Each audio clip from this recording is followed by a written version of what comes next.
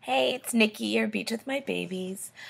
Checking in after a 1 week post lower body lift, and I had my 1 week follow up with my surgeon today, and I promised I would make a video. To be honest, I thought that my 1 week evaluation would be a little more substantial than what it ended up being. I went in today, and basically the surgeon just came in. He looked at my charts as far as like what I was logging in as far as my output on my drains. Pulled one of my drains, so I have 3 now instead of 4. Told me that he wanted to see me on Tuesday, so in like 5 days, 4 days from now, to probably pull a second drain, and that was that. So I actually had to ask him before he left. I'm like, "Do you want to look at the scar or anything?" And he said, "No, you look like you're healing fine and everything's going to plan." So I guess no news is good news in the land of reconstructive surgery. So yeah, that's what's going on. So I got one drain pulled. For those of you who are curious as far as what it feels like to get a drain pulled, the pain pump was actually a little bit more painful to pull than the drain. However, because they had to cut through so many nerves when they did my lower body lift to take out the skin and then reconnect the skin, there's not a lot of pain involved with the skin right now. In fact, I think I mentioned this in some of my videos before. The incision doesn't really hurt. It's starting to now because I'm starting to get a little bit more feeling back, and I have what the nurse called today as like I think she called them like tinglers or something, but they're like just sharp little residual bursts of pain that happen along the incision line or under my skin near the incision line. That's probably just the nerves repairing themselves as I get closer to healing and things like that. But the stomach skin itself, I have no feeling on it. All the way around my incision and around my belly button, there's really no feeling. In fact, it feels almost as if, I can feel with my hands. So my hands get the touch sensation, but because the skin on the receiving end doesn't have a lot of feelers, it feels like I'm touching plastic, to be really honest with you. It feels like I'm artificial, which is really bizarre.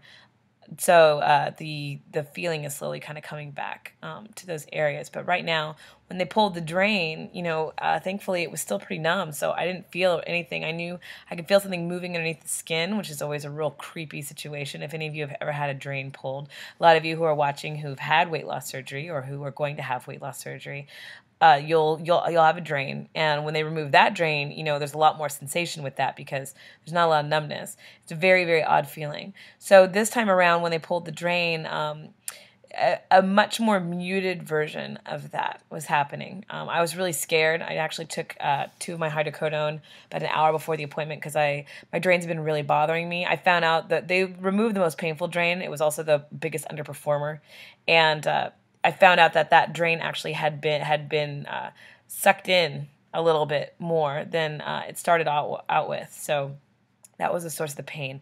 Intense kind of burning, pinching feeling in that drain. So I was very happy to see that one go. Like a splinter. It hurts a lot to get it out, but once it's out, yeah. But, I say hurt, but again, it really, I thought it was going to hurt a lot more.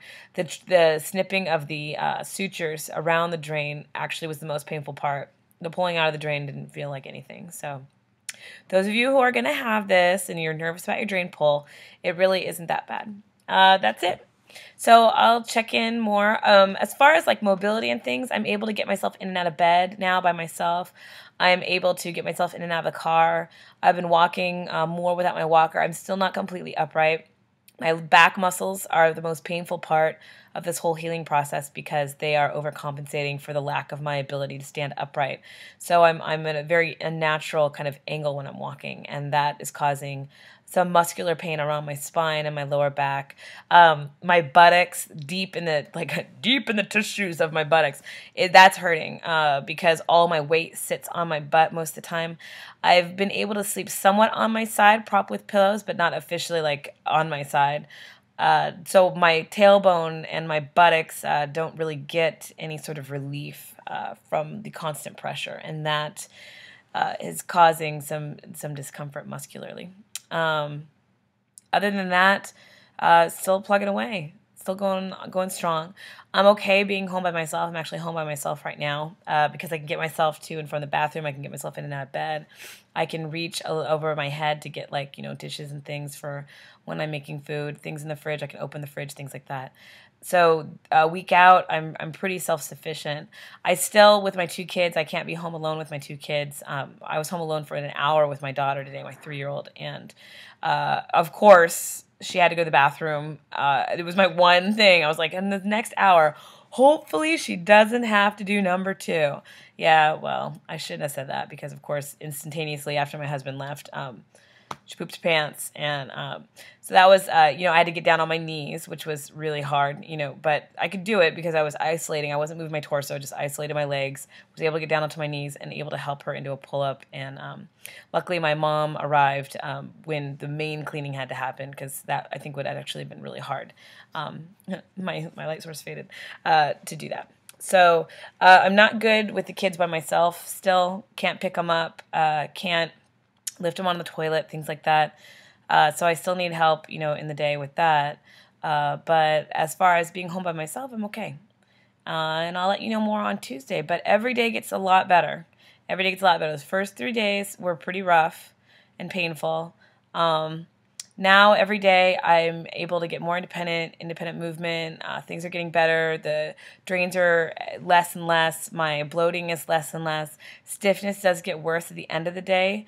When I wake up in the morning, I'm the most unswollen. I'm the most better with my posture, things like that. And then things start going more swollen, more tight, more uncomfortable at the end of the day. But that's natural. So slowly weaning myself off of the narcotics and getting more onto Tylenol, the natural transition after narcotics.